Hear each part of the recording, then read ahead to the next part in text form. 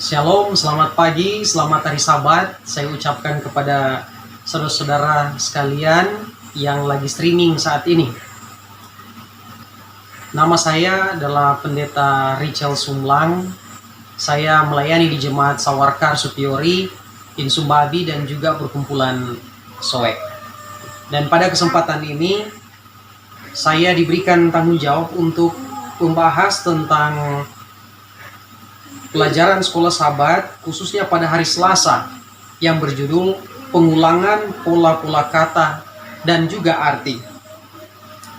Saudara-saudara, di dalam menafsirkan Alkitab, ada beberapa hal yang kita perlu perhatikan. Tetapi khusus di pelajaran hari Selasa ini, saya hanya mengambil khususnya kata yang sangat penting, yaitu pengulangan.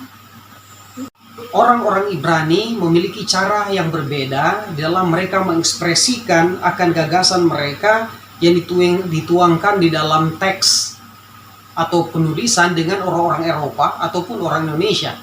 Nah, kita orang Indonesia ini selalu menggunakan di dalam tata bahasanya yaitu tanda baca, karena bagi kita itu sangat penting. Sementara untuk orang-orang Ibrani, mereka hanya atau teks mereka tidak mengandung tanda baca. Jadi tidak memiliki tanda baca sebagaimana halnya kita. Kalau contoh ya untuk kita, ada contoh kalimat misalnya, kalau hari hujan, saya tidak akan datang. Penggunaan kata atau tanda koma ini sebenarnya untuk memisahkan antara induk kalimat dengan anak kalimat. Dan bagi kita hal ini sangat penting dan sangat jelas. Lain halnya dengan orang-orang Ibrani. Mereka mengekspresikan gagasan mereka, menyatakan bahwa satu konsep itu sangat penting melalui cara yang dikenal dengan pengulangan. Jadi kalau Anda yang mau menafsirkan Alkitab, melihat di dalam satu ayat misalnya ada kata-kata yang diulangi, itu adalah yang merupakan bagian penting bagi mereka. Dan kita pun harus menganggapnya itu penting. Contoh misalnya dalam Kejadian 1 ayat 27. Maka Allah menciptakan manusia itu menurut gambarnya. Menurut gambar Allah diciptakannya dia, laki-laki dan perempuan diciptakannya mereka. Ini adalah satu contoh teks yang diulangi sebanyak 3 kali. Karena itu menekankan pentingnya keunikan manusia waktu diciptakan. Jadi kita harus perhatikan di sini akan gagasan yang ditulis oleh penulis Musa. Pada waktu manusia itu diciptakan dalam gambar Allah. Itulah sebabnya diulangi 3 kali menyatakan hal yang penting. Kemudian contoh yang kedua, bisa lihat dalam Yesaya 6 ayat 3. Ini adalah penglihatan dan panggilan Yesaya di mana Serafim mengulangi akan kata-kata itu. Dalam Yesaya 6 ayat 3 mengatakan, Kudus, kudus, kuduslah Tuhan semesta alam, seluruh bumi penuh kemuliaan. Nah, sekarang kita lihat bahwa ada 3 kata yang diulangi. Ada satu kata tetapi diulangi 3 kali. Kudus, kudus, kuduslah Tuhan. Penekanannya ada pada kekudusan Allah yang sangat luar biasa. Itulah sebabnya tidak heran respons Nabi Yesaya dalam Yesaya 6 ayat 3 berkata, celakalah aku binasa sebab aku ini orang yang najis bibir. Dan aku tinggal di tengah-tengah bangsa yang najis bibir. Namun mataku telah melihat Sang Raja, yakni Tuhan semesta alam.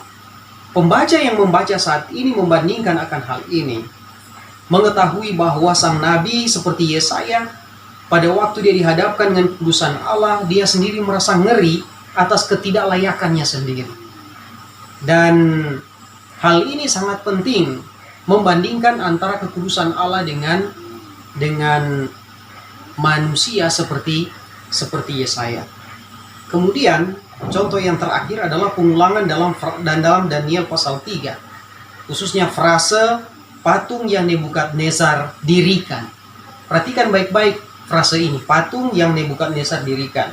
Ini diulang kurang lebih 10 kali. Untuk membandingkan sebenarnya perbuatan Nebukadnezar yang bertentangan dengan apa yang dikatakan Allah kepada Daniel, khususnya dalam Daniel 2 ayat 31 sampai 45. Ada satu maksud atau arti daripada pengulangan tersebut, yaitu menyatakan bahwa adanya upaya manusia untuk menjadikan dirinya sebagai dewa yang harus disembah, yang bertentangan dengan satu-satunya Allah yang harus disembah. Apa yang kita dapati dari pelajaran hari Selasa, saya bisa simpulkan dalam judul besarnya bahasa teks dan konteks, yaitu sebagai penafsir Alkitab, kita perlu untuk pentingnya untuk memperhatikan tata bahasa penulisan Ibrani kuno, khususnya yang berupa pengulangan-pengulangan pada teks Alkitab. Jadi pada waktu kita dapati ada pengulangan-pengulangan dalam teks Alkitab, itu adalah cara penulis mengkomunikasikan hal-hal yang sangat penting yang mereka tekankan. Ini juga adalah cara untuk berbagi gagasan penting bagi para pembacanya. Tuhan memberkati kita. Amin.